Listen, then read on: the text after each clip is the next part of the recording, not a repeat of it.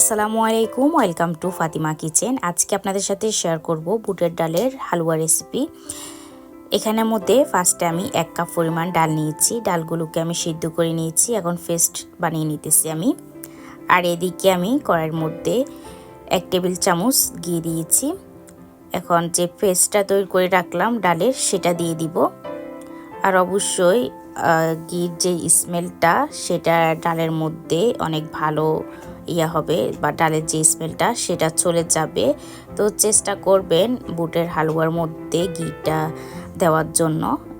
Regular যে রান্না করা তেল, সেটা দিয়েও করা যায়, কিন্তু ঘি দিয়ে করলে অনেক ভালো হয়। তো এখানের মধ্যে আমি 1/3 কাপ চিনি অ্যাড করেছি। আপনারা আপনাদের পছন্দ অনুযায়ী মিষ্টির ব্যালেন্সটা রাখবেন। তো আমি বেশি মিষ্টি দিব না, সেজন্য 1/3 কাপ আমি চিনি দিয়েছি। তো ভালো করে এটাকে নাড়তে হবে, কোনোভাবে এটা নাড়া থামানো যাবে না, না হলে পাতিলে লেগে যাবে। তো চিনির যে পানিটা, সেটা ভালোভাবে শুকিয়ে নিব। শুকানোর পরে আমি এখানের মধ্যে 1 টেবিল চামচ গুঁড়ো দুধ অ্যাড করেছি। গুঁড়ো দুধ দিয়ে ভালো করে আবার ওইটাকে মিক্স করে নিতে হবে। আমার মিশানো হয়ে গিয়েছে। তো এই যে হালুয়ার এরকমভাবে নামাতে হবে।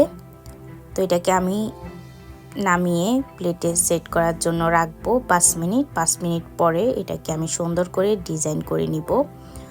তো আপনারা চাইলে এখানের মধ্যে একটু বাদাম বা কিশমিশ অ্যাড করতে পারেন। আমি এগুলো অ্যাড করব না, আমার ডিজাইনের শেপটা যেন সুন্দর আসে, সেজন্য আমি বাদাম আর কিশমিশ অ্যাড করলাম না। তো এই যে আমি সুন্দর করে ইয়েগুলো বানিয়ে নিতেছি।